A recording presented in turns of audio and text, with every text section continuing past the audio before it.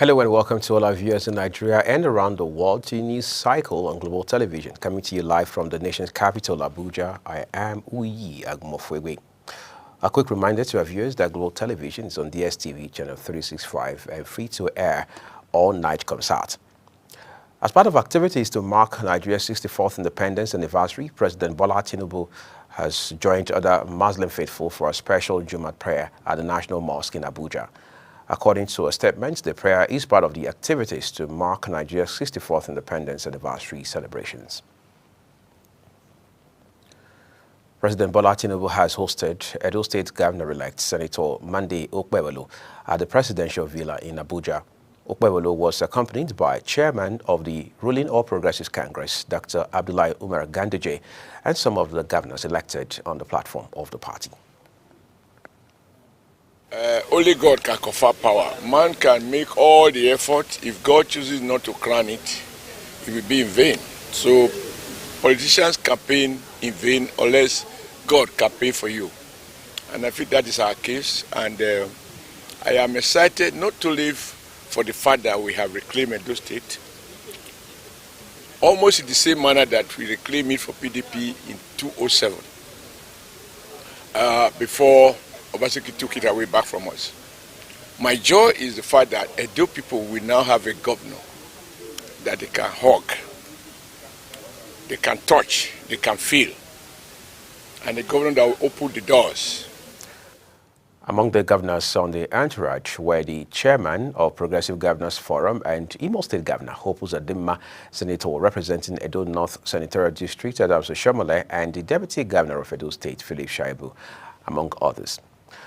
Amidst the ongoing hardship and hunger affecting many Nigerians, the federal government has opted for a low-key celebration to commemorate Nigeria's 64th independence anniversary. The government explained that this subdued approach would allow Nigerians to reflect on the country's current challenges during an interministerial press conference in Abuja. Queen Agaba has details. The Secretary to the Government of the Federation, George Akume, urged Nigerians to reflect on the nation's achievements as more measures are being put in place to address hardship. Let me assure you that this administration shall remain committed to its promise of working sacrificially to deliver the dividends of democracy to every Nigerian citizen.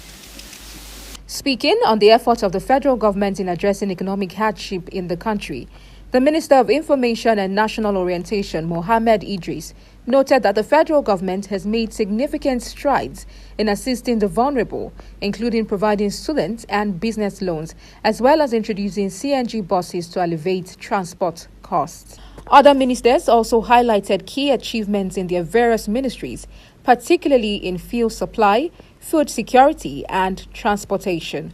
We have engaged with the private sectors in over 63 routes. And the idea is for them to bring in funds, construct this route, work with the Infrastructure and Concession Commission and the Ministry of Works to tow this route. We have started with the Kefi-Makurdi route that is completed. As the nation marks its 64th independence anniversary, the focus remains on unity, resilience, and hope for a better future. For Global Television, Queen Agaba reporting.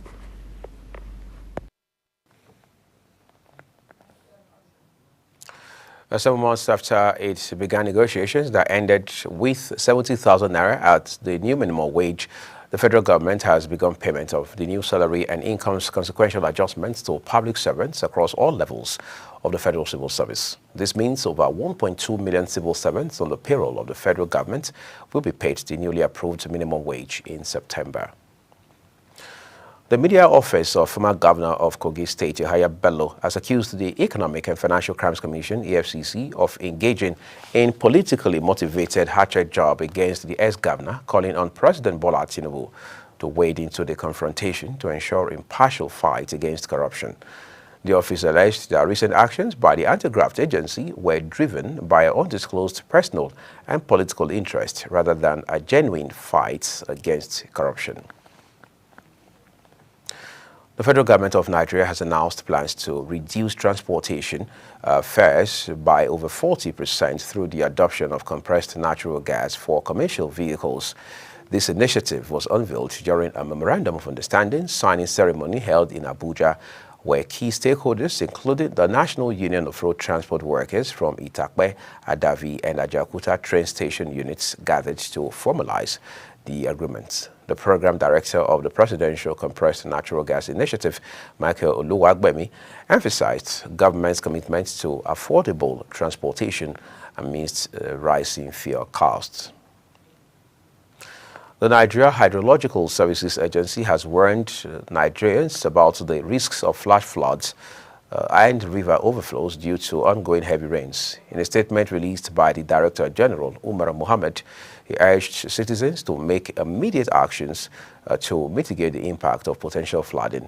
Umar emphasized the importance of public cooperation, saying the agency and Nigerians must heed the call and warning by doing the needful, clearing their drainages and gutters, as well as making pathway for water runoff. He noted that the prolonged rainfall across the country has already led to devastating flash floods in several regions. The Nigerian government has secured a $600,000 relief fund and commitments from the Bill and Melinda Gates Foundation. The donation was announced when Vice President Kashif Shettima met with the Bill and Melinda Gates Foundation, led by its head of Global Development Program, Dr. Christopher Elias, on the sidelines of the 79th United Nations General Assembly in New York. Special Assistant to the Vice President on Media and Communications, Stanley Onkwocha, revealed in a statement that the relief fund aids to hasten relief efforts to victims of the devastating floods, as well as health and agricultural sectors reforms. Let's turn to other stories for you. The federal government has announced plans to revitalize 6 of the country's national museums. A statement by Nneka Nkem, Special Assistant on Media to Minister of Arts, Culture and Creative Economy, Anatu Musawa, says the process aims to preserve Nigeria's cultural heritage. Edo State Civil Society Organizations has urged the Inspector General of Police, Kayode Egbetoku, to consider lifting the ban on Edo State Security Network following conclusion of the state governorship election that's held last Saturday. The group made the call in Benin City, the state capital, at its post-Edo 2024 governorship election press conference. Prior to the September 21 governorship election, Egbetoku had announced a ban on the activities of the security outfits. The group, through its Coordinator General, Omobo Diago, said the presence of the security outfits had helped reduce crime since its creation in the state. A cattle ranch owned by a former Ogun State House of Representative member, Adeshegun Adekoya, located in Ako village, Agoewoye, was reportedly attacked by unidentified individuals suspected to be armed robbers. Ogun State Police Command spokesperson Omonola Odutola confirmed the incident, noting that the suspects injured at least 2 farmers, including a man in his 70s, all of whom sustained various machete wounds after the attack. On a sad note, wife of Akwa Ibom State Governor Patience Umo Eno is dead. The State Commissioner for Information, Ini Ememo Bong, announced that the First Lady's death in a press statement issued in Uyo, the state capital. He stated that the First Lady died at a hospital surrounded by family members. Evidently, sad story there. The President and his wife, in their separate statement, have affirmed that their prayers are with the governor, children, family, and the entire people of Akwa Ibom State at this difficult time. Bayo Onanuga, Special Advisor to the President on Information and Strategy, in a statement said, on behalf of the federal government, the President commiserates with the Eno family, the government, and the people of Akwa Ibom State during this grim time. Elsewhere, the United Nations Children's Fund, UNICEF, is targeting no fewer than 1,136,952 children for vaccination against measles during the forthcoming human papilloma virus and non-polio supplemental immunization, holding in Ogun State in October 2024. The exercise is scheduled to principally capture children between 9 and 59 months as part of the fund's commitment to protecting children from life-threatening diseases. Still talking health matters, the Africa Centers for Disease Control and Prevention has stated that governments and donors have committed around $1 billion to tackle Africa's ongoing Mpox outbreak, with the United States pledging $5 million. Director General, African CDC, Dr. Yon Kaseya, who said this during a media briefing, highlighted the critical need for improved monitoring and knowledge about the virus's transmission. Kaseya says that the continent's response faces significant hurdles due to poor surveillance, insufficient testing, and limited contact tracing. No less than 30 members of the Academic Staff Union of Universities (ASU) have resigned from Saidu Zunguro University in Bauchi State. The zonal coordinator of the union in Bauchi Zone, Namo Timothy, disclosed this at a press conference at the Yuli campus of the university. Timothy noted that the Saidu Zunguro University, a state government-owned university, is the shadow of death due to poor handling of affairs of the university and well-being of its members. Kwara State Governor Abdulrahman Abdulrazak has reiterated his administration's commitment to investing in vital infrastructure and equipment in the livestock sector for the betterment of citizenry. Abdulrazak disclosed this at the opening of the third batch training workshop for additional 100 extension agents and farmers on small ruminants production and crop residue processing for improved utilization by ruminants and the official flag-off of the distribution of crop residue crushers and pelleting machines to livestock farmers. You're watching the live broadcast of News Cycle on Global Television, coming to you from Abuja, the nation's capital.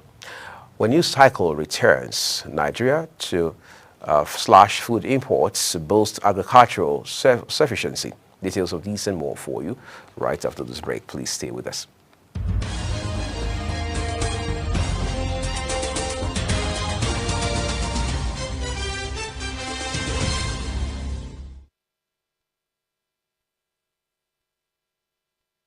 This is Global Television bringing you a live broadcast of the News Cycle with Uyi Agmofwewe. Thank you so much for your time with us.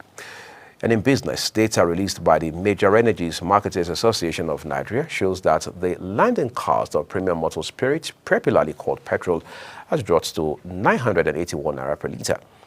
The petrol landing cost, which had been around 1,130 naira in previous weeks, came down by over 140 naira as of September 25, 2024, occasioned drop in crude oil prices. Urged the federal government to direct the Nigerian National Petroleum Company Limited and the Dangote Petroleum Refinery to allow independent marketers to commence the lifting of fuel from the newly established refinery. The resolution was reached following the adoption of a motion of urgent public importance sponsored by the member representing Yenagoa Opokuma Federal Constituency in Bayelsa State, Obuku Ofraji. The value of the naira has weakened further at the parallel market despite the supply of dollars by the Central Bank of Nigeria to Bureau de Change operators selling at 1,685 naira to the dollar on the street, compared to 1,653 naira, which sold at the parallel market on Wednesday. The value of the naira declined at the parallel market in Lagos and weakened even further in Abuja to 1,705 naira to the greenback. Nigeria is set to reduce its dependence on feed imports. That's according to Minister of Finance and Coordinating Minister of the Economy, Wale Edun, who outlined a bold strategy to boost domestic agricultural production and increase feed security. Edun, who spoke at the press conference in Abuja to mark the country's 64th Independence Day, declared that the era of heavy feed importation must end, stating that this shifts as a cornerstone of the government's economic recovery plan. The Economic Community of West African States, ECOWAS Commission, has announced plans to invest $380 million in electrifying public schools and health centers across 18 countries, including Nigeria, Benin, Chad, and other nations in West Africa and the Sahel region. The project aims to address the chronic lack of electricity access, which affects over 208 million people in the region, particularly in rural communities. The National Extractive Industries Transparency Initiative, NETI, has delivered a public presentation of its 2022 and 2023 oil and gas industry reports. The Executive Secretary of the agency, Orji Ogbonnaya Orji, says the report provides comprehensive data and information on revenue governance structures, operating and compliance within the oil and gas sector for 2022 and 2023 periods. Sharon Ajay now brings us details. The NETI report is a significant milestone that would help foster transparency, accountability, and good governance in Nigeria's extractive sector. The Secretary to the Government of the Federation, Senator George Akume, stated that the report will contribute to strengthen public trust and boost economic growth, as well as enhance critical government reforms. We consider the NETI not only as a global standard for promoting transparency in the management of revenues from natural resources, but also as a tool to strengthen public trust, accountability, and economic growth. While speaking on the key content of the report, the Executive Secretary, NETI, Orji Ogbonnaya Orji, says the report contains the identification of revenue leakage, the need to improve compliance with regulatory frameworks, and various key findings and recommendations. The report contains several key findings and recommendations. Many of them lie on recommendations on revenue leakages and what needs to be done, the need for improved compliance with regulatory frameworks, and suggestions for increasing transparency in the operations. The Chairman House Committee of Petroleum Downstream, Ikenga Ugo Chinyere, applauds this year's attendance of key stakeholders and the increased determination in ensuring the NETI report is implemented. This year presentation is interesting to me because key stakeholders who are relevant in the implementation were here today, especially the EFCC, which is helping NETI in recovery, which I'm fully aware. Just like he said, ₦1 billion was also signed off yesterday as part of remittance. To be increased determination to ensure that the reports that comes out from NETI presentation is implemented. Stakeholders were urged to use the information contained as a tool for civil engagement, construction dialogue, and meaningful debate. Sharon Ajay reporting for Global TV News. Thank you, Sharon. Vice President Kashim Shettima has welcomed ExxonMobil's proposed $10 billion investment in Nigeria's deep water oil operations. He described it as a clear testament to the administration's economic reforms and investment-friendly policies. The vice president stated this during a high-level meeting with ExxonMobil executives on the sidelines of the ongoing 79th session of the United Nations General Assembly in New York. On the foreign scene, Israel has rejected a push by allies for a 21-day ceasefire in Lebanon and vowed to keep fighting Hezbollah militants until a victory, ahead of Prime Minister Benjamin Netanyahu's address to the United Nations General Assembly. Israeli bombing of Iran-backed Hezbollah strongholds around Lebanon has killed hundreds of people this week, while the militant group has retaliated with rocket barrages. The government of Japan is urging its citizens to leave Lebanon and has decided to prepare military flights for their possible evacuation. Israeli bombing has killed hundreds of people this week in Lebanon, particularly in Hezbollah strongholds, while the militant group has retaliated with rocket barrages. Donald Trump has agreed to a last-minute meeting with President Volodymyr Zelensky, despite repeatedly criticizing him on the U.S. campaign trail. The Republican presidential nominee told a news conference that the Ukrainian leader will visit Trump Tower just days after Trump criticized him for refusing to make a deal with Moscow. The former U.S. president appears to have changed his mind after earlier reports from his campaign said a meeting between the two was extremely unlikely. Officials say a man was put to death by a lethal injection in the United States. The states of Oklahoma and Alabama carried out an execution with nitrogen gas. That's the second time such a method has been used in the U.S. The two killings bring the total number of executions this year in the United States to 18, including 5 in the past week. And now to sports. Team Unilag women's 4x100 meter and 4x400 meter relay quartet swept the gold medal in both events at the 11th All-Africa University Games, but it was 3 of the 5 schools representing Ghana at the event that stole the show in the other events. In a field of 3 schools, Team Unilag were miles ahead of their Lagos rivals and co-host Lagos State University, as well as the Lagos State University of Science and Technology, Ikorodu, in the women's 400x100 meters and 400x400 meter relays, as they claimed gold, silver, and bronze in the same order in both events. Away from Nigeria, Chelsea's pursuit of Super Eagles striker Victor Boniface has hit a snag as the player expressed preference for German and Spanish football. The West London Giants are being tipped to make a big money attacking acquisition in 2025, with Boniface emerging as a leading target. Boniface, 23, played a key role in Bayer Leverkusen's Bundesliga and DFB Pokal win last season, 1921 goals and providing 10 assists in 34 games across all competitions, despite missing some matches due to injury. And that's a full circle on the news, and it came to you live from Nigeria's capital, Abuja. A quick reminder that Global Television is on DSTV channel 365, Star Times 276, and free to air on Nigecomsat. Kindly follow us across all social media platforms using at Global TV NG and other handles now showing on your screen. I am Uyag Mofwewe. Coming up at top of the hour is Big Talk. Do have a great time watching.